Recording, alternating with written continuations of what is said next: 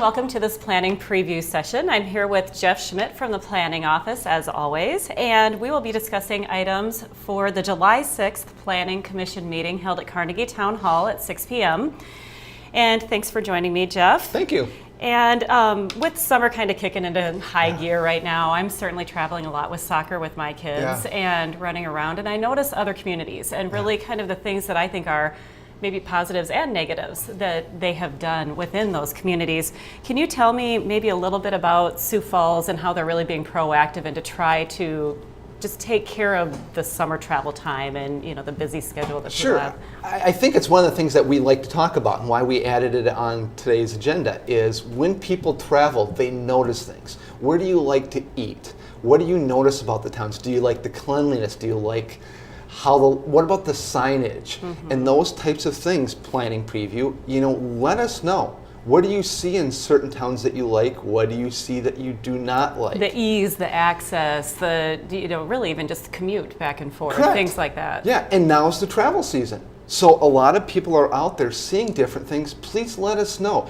And then at the same time, reflect upon what Sioux Falls has to offer. We have a lot of people coming to Sioux Falls, and they're doing the exact same thing. When they come to Sioux Falls, they're from smaller towns, they're from larger towns, and when they get here, they go, we really like this about Sioux Falls, or these are things that we didn't like about Sioux Falls. Well, and I think it's really nice, certainly the business that I'm in, I hear people frequently say how pleased they are with Sioux Falls and how surprised they are with our community and just the people in the community too. But people that are out there, if you're in the hospitality industry, if you work in retail, think about that, and reflect upon what you see in other communities. I just got back from Indianapolis, and the town was very friendly, very friendly.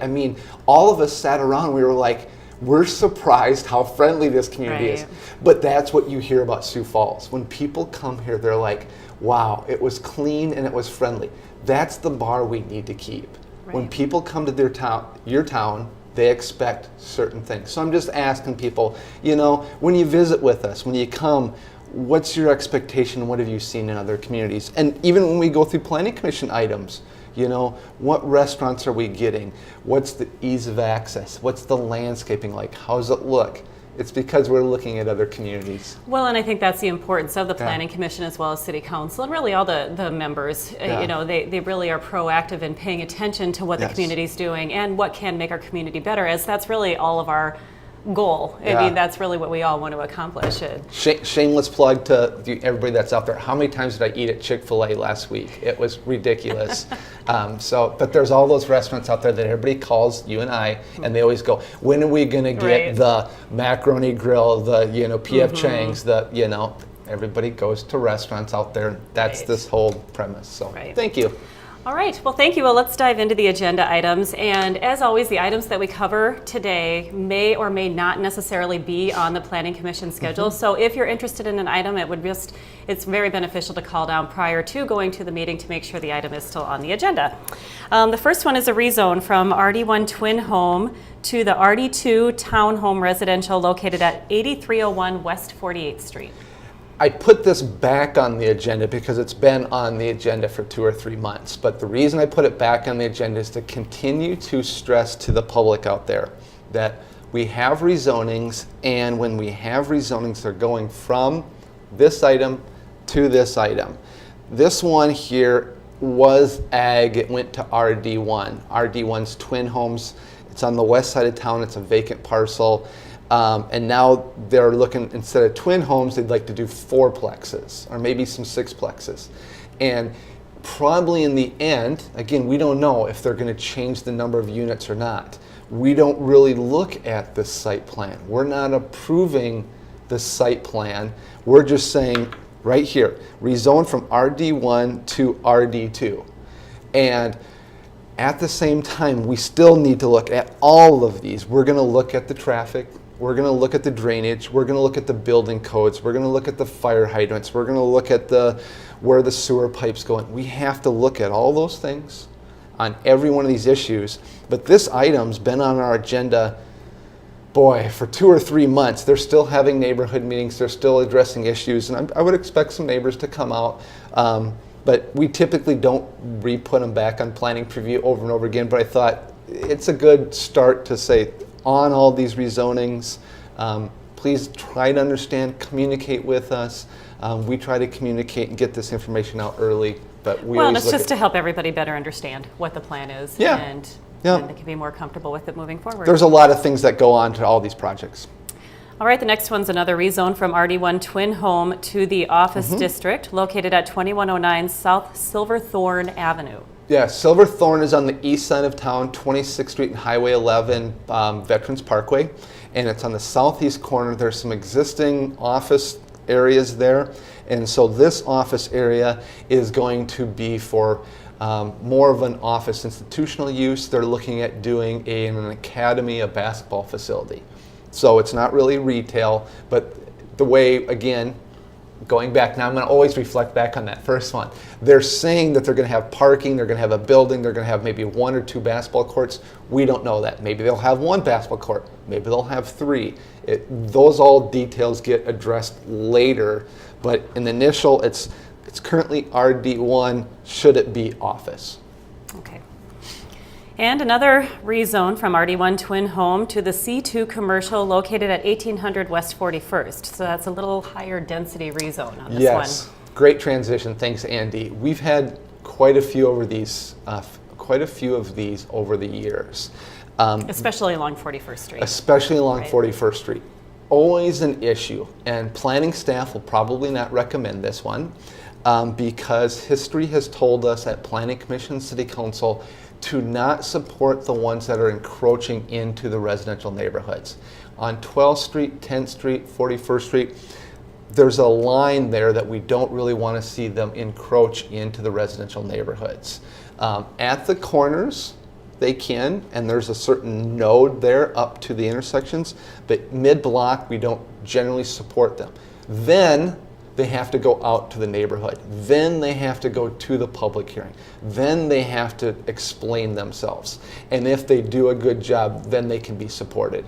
So we had a couple last month, and we've had some again over time. This is a car sales lot on West 41st Street, almost to Western Avenue, and they're an existing car sales lot. They want more car sales. They'll put up landscaping, they'll put up fencing, but that's for them to well, and the buffer yards and everything else, really to make those neighborhoods that do butt up against them, right. Which typically they do, because that's... But we're not coming out and saying, hey, it sounds like a great idea. Right. It's their due diligence to do that. Right. Yep. And that's where it really is beneficial for those neighbors to come out and, hopefully support it. If they are okay with it, come out and say that you're okay with it, because that really helps. Yeah. So, all right, another rezone from office to the C2 Commercial. And that's located at the corner of West 24th Street and South Spring Avenue. Similar issue. This is at 24th in Minnesota, just south of 22nd Street. And there's a area there of office, and the office wants to go to C2. C2 is a smaller commercial area. And right now they're basically just showing that they'd like to do a retail building. The retail building one would have parking, probably a drive-through, and they'd have to do landscaping, they'd have to do parking. But again, we're really waiting to see what the neighbors say. All right, now we have a preliminary subdivision plan for South Cliff Grasslands Edition located at north of East 85th Street and south of proposed Veterans Parkway and west of South Cliff. Yeah. That was a mouthful. Yeah. At Planning Commission, at City Council, and then the same thing with Planning Preview. We go through the rezonings, which are the rezoning from this to this. Then the next things are typically preliminary plans. Preliminary plans are preliminary. They're the initial step to say, this is how we're going to lay out our development. It's going to be, here's the lot and blocks, here's how we're going to get water and sewer. And so, again, once they rezone the land, then they still have to tell us how they're going to get access to it. What's the streets going to be like? What pipe size? So that's really where the stuff starts getting, pun intended, flushed out. So on this one at 85th and Cliff Avenue, where it's basically 77th, 74th, it's a long, narrow, they will detail to us all of the aspects of how they're going to do their zoning and how it's going to work. All right, the next item is an initial development plan amendment for the University of Sioux Falls campus planned located at 1101 West 22nd Street. Similar to the preliminary subdivision plans, initial development plans lay out their lot and block, and again, for all of the major campuses in Sioux Falls, they show us what they're going to do, where their buildings are going to be at. With University of Sioux Falls, this is their main campus, and they just need to do an amendment to show another building. All right. And a conditional use for on-sale alcohol within 500 feet of a sensitive use located at 2501 West 10th Street. We have quite a few conditional uses on this month's agenda. Again, as Andy said at the very beginning, please contact us to make sure any of these agenda items go forward, or just look on the website. But the conditional uses this time are all alcohol related, and they're conditional uses because they're within 500 feet of a sensitive use. Which is a church, a school, or single family. Single family. On this one, it's at, as Andy said, West 10th Street. It's an existing bar at 10th and Kiwanis. It's behind the old Godfathers. Okay, but again, this is planning preview. It helps because you can see the images. And they just want to add a deck. They want to add a patio deck onto their existing, but you have to do a conditional use to do that because there's housing back to the east. Okay. Yep. And we have another conditional use for on-sale alcohol within 500 feet of a sensitive use. This one's located at West 55th Street and east of South Louise Avenue.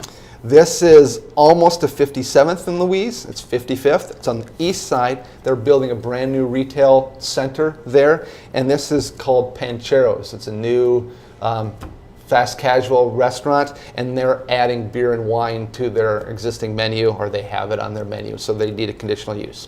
I really think once people are exposed to what the rationale and the reasoning is behind the conditional use, it really helps you to better understand that this may not be as significant of an impact as you may initially think. Yes. All right, another conditional use, 500 feet of a sensitive use, and this one's at 3101 West 41st. Yeah, same issue. You know, Andy transitions so well between these. So this is Fiero's, which is you make your pizzas on site, and this is next to the Olive Garden, okay, which already I think everybody understands has beer and wine, and so, but they're next to a sensitive use, which is a high school across the street, but they have to now have a conditional use for Fiero's to have beer and wine. And you go, all right, so, but that's the way the law is written. We'll have a public hearing if there's any issues that come up with Fuddruckers and Olive Garden and any of those other restaurants there, but Fiero's just adding their own beer and wine to the restaurant. All right, and then another similar sensitive use, next to a sensitive use, 5015 Southwestern Avenue. Correct. This is at the Bridges, down at 57th and Western, and maybe Andy can help me with this. It's a boutique. It's called Omobi. Oh. Okay, it's a boutique that's down there, and they don't sell beer and wine, but they may want to give beer and wine to during services. Mm-hmm. But I hadn't heard of the boutique, so I'm not in that business. I'm sorry. I wasn't even going to take a stab at it. All right, and then the final one, same conditional use, 5415 West 41st Street. And this one's actually a little bit different. This is an existing casino at 41st and Marion, and this has been a little bit of a trend, but these existing casinos may open another casino next door to them. So this is a second casino. So this one's a little bit different, but they are within 500 feet of a sensitive use, so they have to come in and request a second location. All right. Yep. And now we have a conditional use permit for a full-service restaurant within 250 feet of a sensitive land use, and this one's at 1601 South Sycamore. So Andy saw there that this was for a full-service restaurant within 250 feet. The other ones were on sale within 500 feet. You get a little bit more leeway, but within 200, this is the Hy-Vee at 26th and Sycamore. So Hy-Vee wants to open a market grill, and we have to ask the neighbors if it's okay to have a market grill to sell beer and wine as part of their restaurant for the market grill.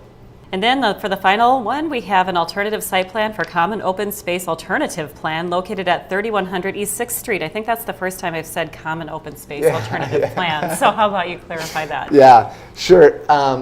As part of the new zoning ordinance with shaped places, we allow, if they're not able to meet the letter of the law, the ordinance, they can come in and do an alternative plan.